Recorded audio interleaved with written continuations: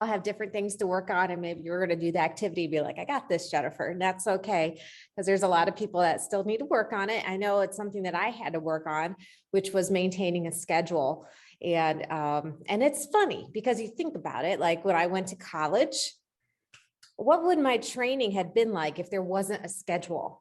If there Right. wasn't scheduled classes, scheduled training, expectation to show up and then do the homework afterwards. Could you imagine what would I have had accomplished in college?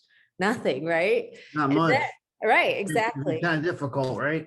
Right. And then I've had plenty of jobs. I've worked at a bank, I've worked at a restaurant, I've worked at in an office, and every place had a schedule, right? And they had said, this is your schedule. Could you imagine if they didn't give me a schedule? Well, because they were motivated to make sure that I was putting in the hours, because whether or not I showed up directly affected their success, right?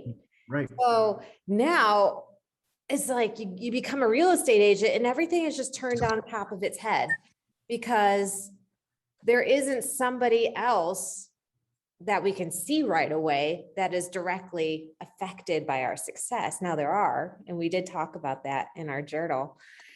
There are people directly affected by our success. And first and foremost, that's me, myself, and I, right? I'm Right. directly affected by whether or not I succeed. So if my teachers, if my employers felt it was necessary for me to be on a schedule in order for them to succeed, then I think that's probably a huge component of what I need to do to succeed in real estate. So if you have a moment, you could just write, since you don't have a printer to print out that file, go ahead and write real quick, or do you have your workbook with you? I have my workbook. Have you filled out the calendar section already? Yes, I have. Okay, that's fine. That's fine. Kind of look at it, and on a scrap piece of paper, what we're going to do, the activity we're going to do is not fill in the ideal calendar. Okay. Okay. We're going to write a calendar of what we actually did last week. Okay. All right. So go ahead, take a few moments, write out what you actually did last week.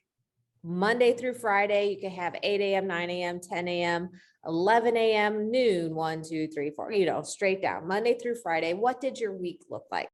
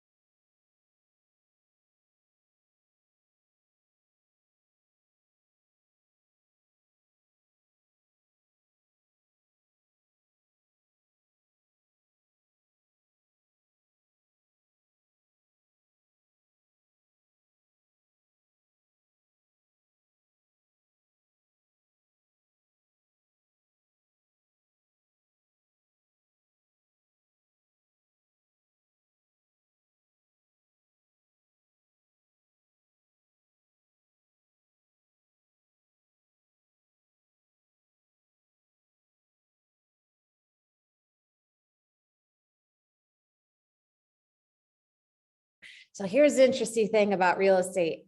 I hear a lot, okay, I hear it from me when I started, okay, I'll just like dabble in real estate. That was my mindset when I got started. I'll just Right. dabble because, agents are getting like 6% on one deal. So I just need like 1 or 2 deals a year, right? And I'm golden.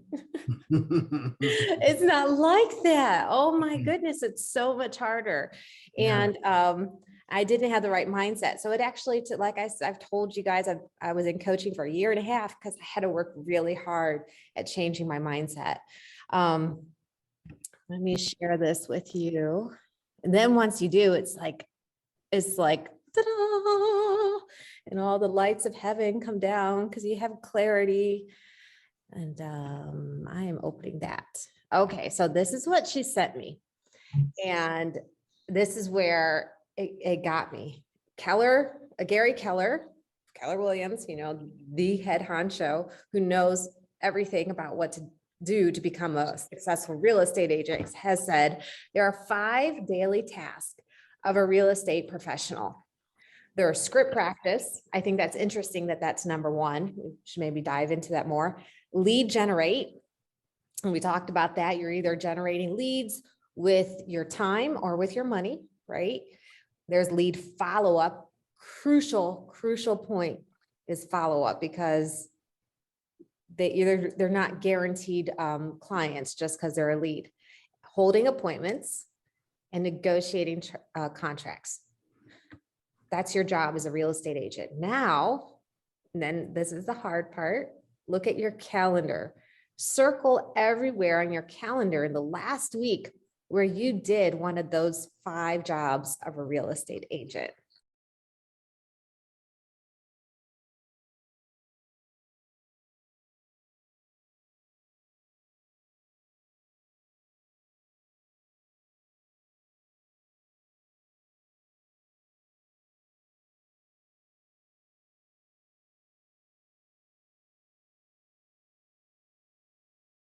How about this? How many times did you do one of those 5 things the last week?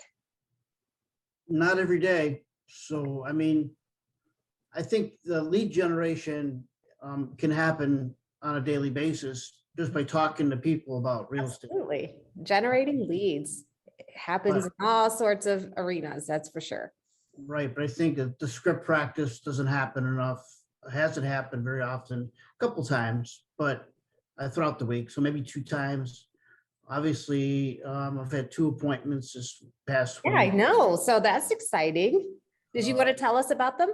Yeah, they didn't turn into anything yet. I think Okay. in the future, what I'm running into is people are hesitant right now to do anything. They're making a lot of excuses up about the market and about what if, there's not enough houses. So people are making a lot of excuses up. So I need to figure out how to overcome those. Good. We'll role play some of that here. Yeah. I think that's a great idea. And I have then the same issues. So. obviously negotiating contracts, you don't do that unless you have a closed sale. So, I could say out of all those 5 within a 5-day period, the most what I've done is lead generation, I would think, and some follow. Good start. Very good. So you can see, like, it'd be nice to add in some script practice, right? And we want to have those appointments. So going for that appointment even stronger during that lead generation time would maybe motivate a different way of saying things to people that gets to the appointment, because we see, oh, I need to have that as part of my calendar. Well, I got to put something there, right? Very good. Here is a sample of what your daily calendar could look like. This is, they call it ideal, because agents that stick to this 5 days a week do experience success. You can look at that. I put the link also in the chat box where you can download it for yourself. And this isn't going to work for everybody and their schedule. My goal is to bring us to the program in line so that it could work in the schedule for you, so that 8:30 to 9, we're having that get us going, and we're talking about different ways to build your business, and then going into script practice and role play. So that is the concept behind what we're doing in productivity coaching, because we don't want what we're doing to conflict with an ideal schedule for you. Now, not everybody can do the ideal full-time schedule because they do have a job. So here is a suggestion. If you are dual career, here's an idea of what you can do. Script practice is still very crucial. So maybe because you're dual career, you're buying leads because you don't have as much time to lead generate. So that, as you can see, you have your lead generation time. You can't do every day. So it's Monday, Wednesday, Friday, right? And then on the off days, you're doing other things. So because you don't have as much time to lead generate, there might be, different options for you to have leads come to you. However, still needing to follow up with them and setting those appointments is crucial. So we got to have the script practice. We can't get rid of that. And then Saturday and Sunday, whew, that's a busy person. And then still finding time for the 4 F's. I love this: faith, family, fitness, and fixed items. And I'm a proponent of a day off. So if you can, if you're a dual career, either Saturday or Sunday, find a day to just completely unplug from the business, because you lose your energy if you're doing it 7 days a week. You lose your creativity, your passion. It just goes out the window. So my day off has varied throughout my career. Fridays seem to be a very slow day for me. And so I would take Fridays off as much as possible, and then do my open houses over the weekend, do door knocking on the weekend and things like that. Now as my business is tapering down so that I can do coaching, Sunday is becoming my day off, and I'm starting to protect that more. So whatever that day off is, make sure you protect that in your calendar as well. Your family will appreciate that for sure, knowing they can count on you to be there. All right. So now the one thing you notice, this is pretty intense even for a dual career agent. The thing about real estate, I thought I could just turn on the faucet a little bit, right? On my career, just turn it on a little, and some of it, and I'll get some easy money, right? The problem is real estate is an on or off business. You're either on or you're off. There's no in between. So you're either marketing and putting yourself out there, or you're not. You ever watch like a McDonald's commercial or a Coke commercial, or even watch McDonald's or Coke during the Super Bowl, and you know how much money they spent on that commercial, and you're going, everybody knows who McDonald's and Coke is. Why are they still dumping money into these expensive advertising? Why are they doing it? To remind you, it's a reminder. Yeah, On your mind. they understand it's either on or off. There's no Right. take throttle it back. You're either on or you're off with your business. So looking at this schedule, looking at what you did last week, I have 2 questions. And if you have your journal, we're going to journal on these questions. The first question is, who do you need to become to have a schedule that looks like this, that you actually keep every week? Who do you need to become? So that's the first question. Say, who do you need to become? What does that look like? However you interpret that question, it could mean your mindset, Okay. a person who, instead of a person who hates calling people, a person who loves calling people. Okay. Yeah. So who do you need to become when you see somebody that sticks to an agent schedule like this? Okay. Describe them in your brain. You've probably met a few. Yeah. Maybe even there's a name, I don't know, that you've met in the office. Well, I need to become so-and-so. And you need to give them a call.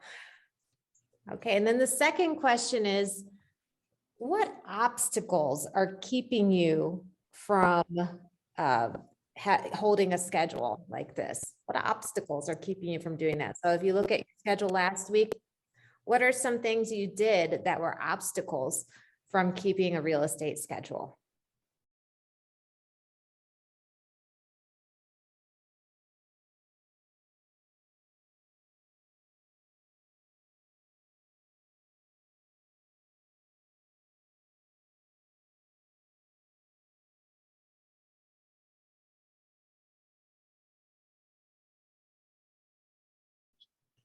Now, I am curious of the obstacles, I guess is the third question, of the obstacles that you listed.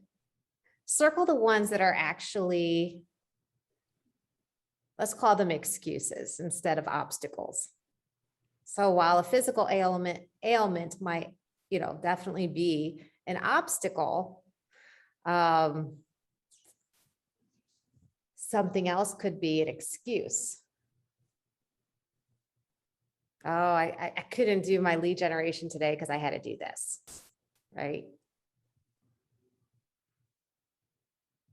So I could say that's one thing, no matter what I'm doing, I'm always thinking about lead generation. Yes, that's the No matter on what or I'm doing. off button. Very Right. good. I mean, no matter what thing I'm doing throughout the day, I'm still thinking about lead generation. Very good.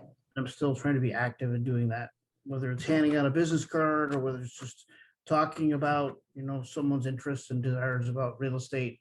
So whether it's renting, whether it's owning, whether it's, finances, someone going to see a lender, Great. always thinking about that. So you already know what to do. Probably what I sense, maybe your biggest obstacle is discouragement at this point in the game. What do you think about that? I would say that's close to, Okay. but that comes from redirecting. I think it's a temporary thing. It's not a permanent thing. Right, exactly, because eventually your work's going to pay off. It's Right. a time thing. You're Right. doing all the right activities. I don't think there's any agent that has done the right activities and didn't succeed. I think of the 80% of agents who choose not to renew their license after 2 years. There you see some things in common. They did not understand that real estate is an on-off switch. It's either on or off. There's no in between. They didn't understand the need to stick to a schedule. They didn't understand the need for mentoring. So a lot of the ones that don't make it did not have mentoring and coaching, or if they had it, they didn't trust, to follow what was given to them. So, I'm not making up these things. Like I said, when I throw Gary Keller's name around, it's because I want you to trust the words that I'm saying, that I'm not making them up, and they are coming from the best of the best of the best. And we have that honor and privilege to have that information. So real quick, we have a few minutes. Yesterday we were working on our GPS and goal planning, right? So as you have time, I don't want it to interfere with your lead generation today. As you have time, the rest of this week, start thinking about your 3 priorities. So we know the number. The number is important because if you're like me, when I started as an agent, I was like, I'll just close a couple of transactions a year and I'll meet my financial goals, right? And then it was like, a bucket of cold water. It was like, no, that it doesn't work like that. First of all, you have expenses, right? And those expenses you have to account for, and the numbers aren't exactly what it looks like from the outside. So we need to know how many transactions. It's very important to know that, just to have a realistic goal. And we need to keep track of our clients' numbers, right? So it's good practice to make sure we're keeping track of our numbers. We'll get better at keeping track of our clients' numbers. It's a good way to go. So make sure you use your command, set your goals for the last 4 months of 2021, discover how many transactions it will take you to reach your goal. And if you need help with that, anybody out there hasn't done that yet, I would love to sit with you and help you with that. So don't be shy, come see me. And then your 3 priorities. What are going to be your 3 priorities for the next 4 months that you are going to truly focus hard on, right? Or continue focusing on. So carry it over, that lead generation every day. Absolutely. And then we're going to have the different strategies. And that's where we're going to dig in deeper and make sure we know the different things that we can be doing. And that's where the creativity comes into play. So we're getting purposeful. We're taking our entrepreneurship and making it very purposeful. And that creativity is very important still. Okay. All right. So let's, you saw some of the lead generation ideas. I'll make sure we continue to talk about that and help you brainstorm different ways to get leads and to find new clients. And if you come up with new ideas that aren't in the workbook, please share them, like on our Facebook group. Sharing our knowledge with each other is a great way to support our fellow agents.